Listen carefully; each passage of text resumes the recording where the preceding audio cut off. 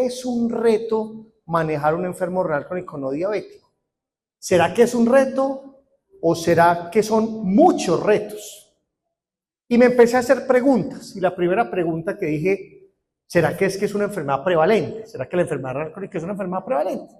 Y miremos un poco, este es un artículo muy bonito de nefrología latinoamericana, dirigido desde la SLAN, que se dieron a la tarea de buscar cómo era la prevalencia de enfermedad renal crónica en nuestros países, donde si ustedes observan, para Colombia tenemos una tasa de prevalencia de más o menos el 11.4% y de alguna manera una mortalidad atribuida de enfermedad renal crónica de 3.8%. Pero hay otro artículo también de esa época de la Organización Panamericana de la Salud, donde muestra, por ejemplo, que hoy la enfermedad renal crónica es la sexta causa de mortalidad en Colombia. Pasamos del puesto 12 al puesto 6 en tan solo 25 años. Es un reto porque es una enfermedad muy difícil de diagnosticar. La enfermedad renal crónica es difícil de diagnosticar. No, es demasiado fácil. ¿Cuánto vale hoy un point of care, doctor Aroca, de creatinina y RAC? No vale ni 20.000 pesos. Hacer una creatina sérica y un RAC, y les cuento. Hoy la Asociación Latinoamericana de Nefrología y algunos centros en Colombia están haciendo unas pruebas de tamizaje supremamente bonitas a lo largo y ancho de este continente, desde México, Argentina, y Colombia tiene ya más de 3 centros participando en este tamizaje muy sencillo, creatina sérica y RAC. Y si uno tiene alguna duda, pues hombre, ya en las grandes ciudades también tenemos cistatina C. Lo que pasa es que obviamente vale entre 10 a 15 veces más que hacer una creatinina sérica. Pero entonces viene otra pregunta. Entonces, si es tan fácil de diagnosticar, ¿por qué apenas 1 de cada 10 se diagnostica? Y miremos la cuenta de alto costo, probablemente julio o agosto sale la nueva. Estos son los datos de agosto del año pasado, que tuvimos el placer en el Congreso Colombiano de Nefrología de tener la publicación ese día de esta, que ya pues está viejita, porque ya está cumpliendo 9 meses, pero para ese momento reportaban 991.000 pacientes con criterios de enfermedad renal crónica. La realidad es que en Colombia debe haber más o menos 5 millones de personas con criterios de enfermedad renal crónica, sí, más o menos pensamos que el 10% de la población tiene criterios de enfermedad renal crónica. Pero lo más grave es que nosotros hemos venido hablando desde hace mucho tiempo, doctor Coronado, John Freddy, doctor Gonzalo, de que sin albuminuria esto no es posible. Sin hacer albuminuria es imposible hacer un buen diagnóstico de enfermedad renal, y ayer les mostré que estamos muy mal en la medición de albuminuria. Según la cuenta de alto costo, no llegamos ni al 6% de solicitud de albuminuria. Sin embargo, digamos que esa cifra no está bajita porque es de alguna manera un error en la medición, porque nos exige una albuminuria cada 6 meses, y por los puntos de corte, la cuenta de alto costo, hubo mucha data que no quedó registrada, pero así todo, esto no llega ni al 40%. O sea que tenemos las herramientas, no las utilizamos, nuestros médicos de atención primaria probablemente, y hasta especialistas, no saben que hay unas enfermedades precursoras que son obligatorias por el riesgo de hacer diagnóstico de enfermedad renal crónica. Dicho eso, entonces uno se pregunta, venga, y hemos mejorado en los desenlaces renales, empezando porque no hacemos buen diagnóstico. Pues la respuesta es que no hemos mejorado. Hoy la terapia de reemplazo renal viene en un franco aumento. Se duplicó entre el 2006 y el 2019 en Latinoamérica. Pasamos de 500 a 1.000 personas por millón de habitantes en terapias de reemplazo renal. Hemodiálisis, diálisis peritoneal, trasplante renal. Pero y así todo, sabemos que la población de diálisis y trasplante tiene un problema. Y es que esa población se consume el 3% de los recursos de salud de Latinoamérica. Es decir, si a nosotros aquí vinieran y nos dijeran el 1 de enero, mire, el presupuesto en salud para cada uno de ustedes en un año es 1 millón de pesos, tome 1 millón, tome 1 millón, tome 1 millón, tome 1 millón, el paciente en diálisis necesita 300 veces más que eso para poder pasar el año. O sea, la población de diálisis se consume 300 veces más de lo que le toca a cada individuo. Y la mortalidad ha incrementado desde 1990 en un 40%. Ahora bien, ¿por qué será que no logramos buenos desenlaces? A lo mejor es porque no tenemos objetivos claros. Y muchas veces cuando uno se encuentra en reuniones con médicos generales y les pregunta qué le pasa a la población con enfermedad renal crónica, pues ellos dicen, pues, Juan Diego, ¿llegan a diálisis? ¿Será que el 100% llegan a diálisis? No. La probabilidad de llegar a diálisis es muchísimo menor que la probabilidad de un evento cardiocerebrovascular. Es más o menos en una proporción de 8-1. Es decir, el 80% se quedan en el camino por un evento cardiocerebrovascular. Y aquí volvemos a mirar, esta es una publicación de CADIGO, la última del 2024, donde esta tabla es supremamente diciente, donde nos muestra cómo es la predicción de riesgo de un evento cardiovascular, de mortalidad por todas las causas, mortalidad cardiovascular y progresión de enfermedad renal.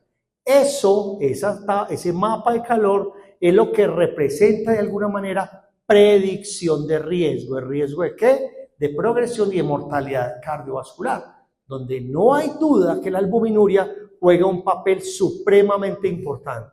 Y ayer Jorge Rico hizo una apreciación que es muy importante, y es que probablemente los puntos de corte de albuminuria en un corto plazo, doctor Aroca, van a disminuir. 30 es supremamente alto y probablemente en menos de 5 años nos van a decir que por encima de 10 miligramos por gramo, fíjense, para stroke, para falla cardíaca, para mortalidad cardiovascular, para progresión de la enfermedad renal, a partir de 10 miligramos por gramo ya tenemos riesgo. Entonces, tenemos que aprender que hay dos objetivos gigantes en la evaluación de los pacientes con enfermedad renal crónica. Uno, disminuir la progresión de la enfermedad renal crónica, y dos, disminuir la incidencia y progresión de los desenlaces cardiovasculares. ¿En algún campo de la enfermedad renal crónica hemos avanzado? Claro. En diabetes hemos avanzado un montón en los últimos 11 años. En 2014, la FDA aprobó la dapagliflozin. En 2015, los agonistas de GLP-1. O sea que en los últimos 10-12 años hemos tenido una avalancha de resultados impresionantes que han roto paradigmas y que han cambiado los desenlaces, especialmente en enfermedad renal crónica asociada a la diabetes. Pero, ¿y en enfermedad renal no diabética qué? Si hemos avanzado algo como la diabetes o no hemos avanzado nada. Y alguien preguntará, pero es que Juan Diego, las causas no diabéticas sí son frecuentes. Bueno, la diabetes mellitus hoy representa el 40% de las causas de enfermedad renal crónica. 60% son todo lo que ven ahí. Alguien dice que la segunda causa de enfermedad renal crónica es la hipertensión, y muchos autores dicen que eso no es real. Primero es el huevo o la gallina. No, realmente la hipertensión es más una consecuencia de la enfermedad renal crónica más que una causa. Es muy raro, y la doctora Adriana aquí nos podrá decir cuánta patología ve en pacientes hipertensos y que haya realmente un daño vascular causado por hipertensión más maligna. O realmente la hipertensión es poco frecuente que cause enfermedad renal crónica. Es más una consecuencia de la pérdida de las nefronas. Pero bueno, no vamos a entrar en ese dilema ahora. Vienen muchas causas glomerulares primarias, neoplasias, uropatías obstructivas, toda la parte genética. Es decir, el 60% son causas no diabéticas. Y hemos avanzado, y yo les quiero mostrar, este es un artículo bellísimo de Lancet del 2022 que nos dice, bueno, cuando usted tenga un paciente con enfermedad renal crónica, por favor, no se le olvide siempre toda la parte de estrategia no farmacológica, en términos de dieta, actividad física, abandono del tabaquismo, disminución de peso. Nos dice también, oiga, no se le olvide que es que los pacientes se mueren de un evento cardiovascular. ¿Dónde están las estatinas? Por favor, apúntele a la disminución de presión arterial, apúntele a la disminución de glicemia.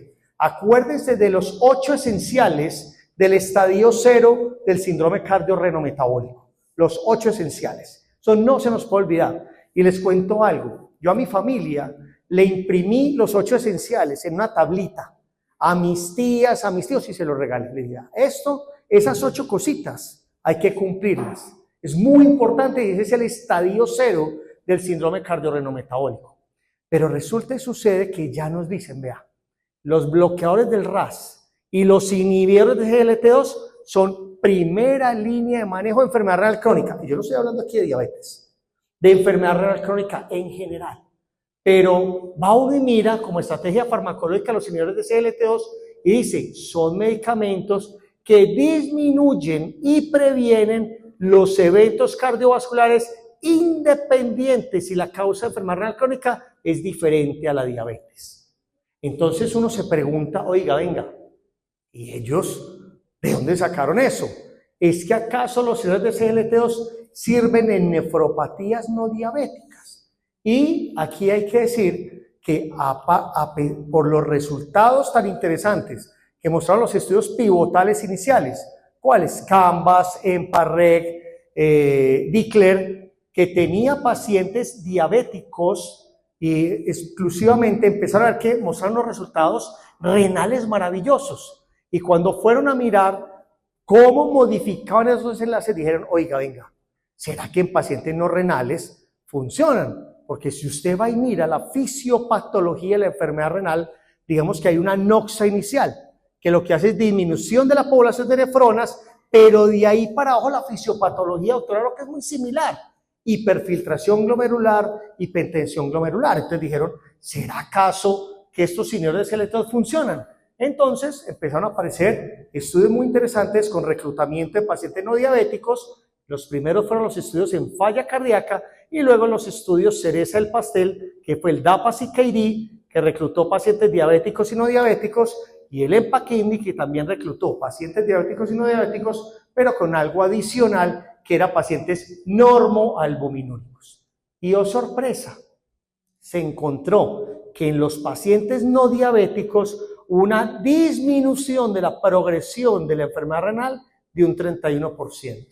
Y que cuando sumaba a los diabéticos y los no diabéticos, la disminución de la progresión de la enfermedad renal era de un 37%. Es decir, eureka, en los pacientes con enfermedad renal no diabética les funcionó muy bien. O sea, encontraron o comprobaron lo que tenían como hipótesis del trabajo inicial. Pero es que la enfermedad renal crónica no diabética es muy amplia, son demasiadas causas. Entonces uno se pregunta, ¿en cuáles causas de enfermedad renal crónica podría tener mejores resultados? Y estos, de alguna manera, son las características basales, los 3 estudios con inhibidores de SGLT2 que se han hecho en población exclusivamente renal. Tenemos que sacar el CREDENS porque fue el primero, por realmente el 100% de su población tenía enfermedad renal diabética. Como ya dije, el DAPA-CKD tenía no diabéticos también y el EMPA-KIDNEY también. Ahora, ¿en cuáles causas podría tener mejores resultados?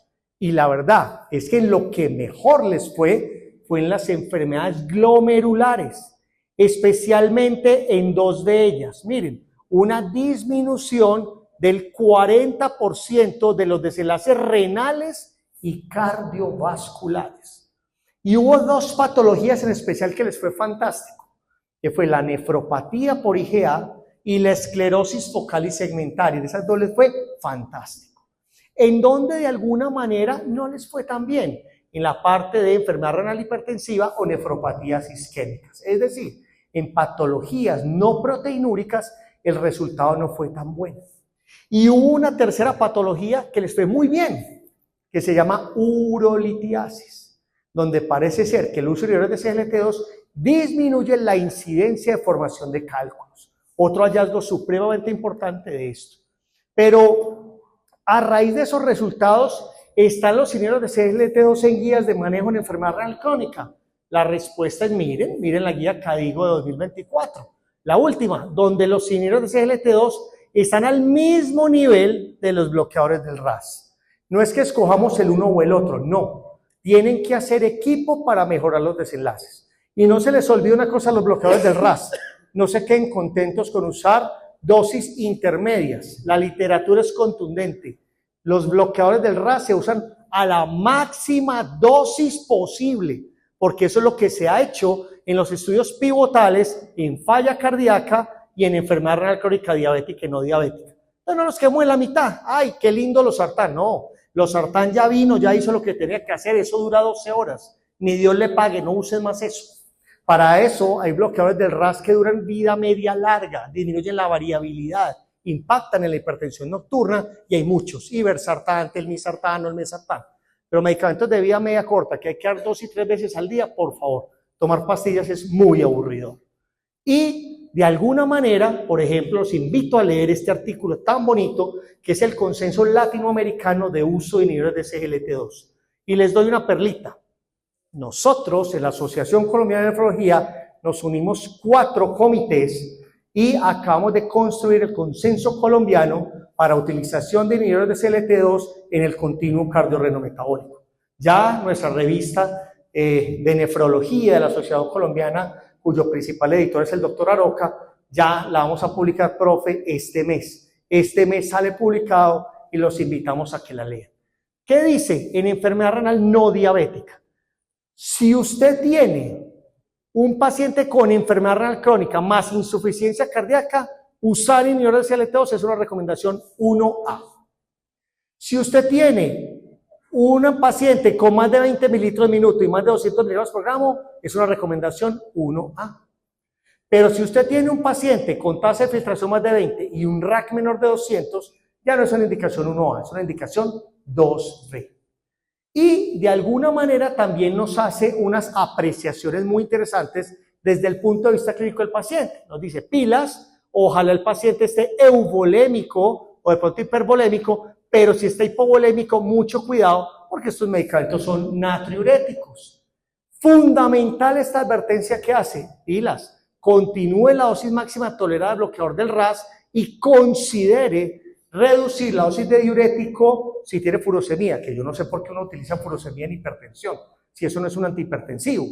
Los hipertensivos son las tiazidas, los similares a tiazidas, o si por alguna razón el paciente necesita un bloqueador de aldosterona con espironolactona, pues ese es otro antihipertensivo, ¿correcto? Y por último, hay que hacer una educación sobre el protocolo del día enfermo, pacientes hipovolémicos o que vayan a ir a una cirugía o alguna situación que implique hipotensión, sangrado, hipovolemia, pues hay que suspender temporalmente. Ojo, temporal, porque no hay nada más definitivo que la temporalidad. Entonces, estos medicamentos modifican desenlaces y hay que suspenderlos temporalmente. Entonces, aquí, este artículo también es bellísimo y nos pregunta, ¿será que los inhibidores de SGLT2 vinieron a solucionar necesidades insatisfechas? Y la respuesta es, sí, claro, son medicamentos que disminuyen de alguna manera la progresión de la enfermedad renal crónica y son medicamentos que disminuyen los eventos cardiovasculares. Y esos no son los objetivos que tenemos en los pacientes por enfermedad renal crónica. Claro que sí, esos son los 2 objetivos principales en el manejo de enfermedad renal crónica. No hay duda de los grandes beneficios que vinieron a aportar estos medicamentos en el manejo de la enfermedad renal crónica. ¿En dónde? En muchos espectros, en la parte de enfermedad renal diabética, en la falla cardíaca, en la reducción de eventos cardiocerebrovasculares y obviamente en población diabética y no diabética en diferentes espectros de la enfermedad renal no diabética. Y esta gráfica creo que es más diciente que un chucho, donde nos muestra qué pasa en pacientes, por ejemplo, en este caso de dapagliflozina. Si yo empiezo con 60 mililitros por minuto, yo le ahorro al paciente más o menos 4.3 eventos por año de llegar a diálisis, y si empiezo en 30, le ahorro más o menos 1.48 eventos, perdón, le ahorro 1.448 mililitros por minuto y aquí 4.13 mililitros por minuto. Eso es lo que nosotros denominamos el slope o cambio de trayectoria o cambio de velocidad de pérdida de la tasa de filtración glomerular. Entonces les repito, si empiezo en 60, le ahorro 4.13 mililitros por minuto por año. Si empiezo en 30, le ahorro más o menos, ¿cuánto? Miren la diferencia aquí, más o menos 2.5, 2.7 mililitros por minuto por año. Y para ir terminando, ¿podríamos ampliar el espectro de uso? Pues miren, en el Congreso de la Sociedad Americana de Nefrología en octubre se publicaron los resultados del estudio DAPA Advance. Y el estudio estudio DAPA Advance es un estudio muy bonito que lo que hizo fue reclutar 180 pacientes, cuidado integrado de enfermedad renal crónica y otros con dapagliflozina. Características: promedio de tasa de filtración glomerular 19 mililitros al minuto, promedio más o menos de albuminuria 600 a 700 miligramos por gramo de albuminuria. Y fíjense, apenas la mitad tenían bloqueadores del RAS. ¿Por qué? Porque los médicos corren a quitarle los bloqueadores del RAS cuando tienen menos de 30 mililitros al minuto. Incluso los retiran así no tengan hipercalemia, pero porque hay protocolos antiguísimos que decían que cuando el paciente tenga menos de 30 mililitros al minuto, la gente corría a quitarle el bloqueador del RAS, que porque qué miedo la hipercalemia. Pues hay cosas que tenemos que aprender que no se deben hacer. ¿Qué logró este estudio? Mostró que una disminución de los desenlaces renales y falla cardíaca de más o menos el 54%, de los desenlaces renales y cardiovasculares completos del 47%, y muy bonito, una diferencia en pérdida de tasa de filtración de 1.2 mililitros por minuto por año. ¿Qué muestran los estudios epidemiológicos? Que hay dos variables de desenlace a corto plazo que impactan favorable en el largo plazo. Uno, si usted tiene medicamentos que le ahorran 0.75 mililitros por minuto por año, eso es benéfico. Si usted tiene medicamentos que le disminuyen la albuminuria un 30%, eso es benéfico. Son variables, marcadores o biomarcadores que se ven rápido, pero que impactan en el largo plazo. Y para terminar, no hay duda que tenemos barreras. Tenemos barreras en el diagnóstico, tenemos barreras en el desarrollo de guías, tenemos barreras gubernamentales, tenemos barreras de desconocimiento, y de alguna manera viene una pregunta, dos cositas finales. ¿Quién debería prescribir los inhibidores de CLT2? ¿El nefrólogo? No. ¿Cuántos nefrólogos se necesitarían en Colombia para ver las precursoras, doctor Aroca?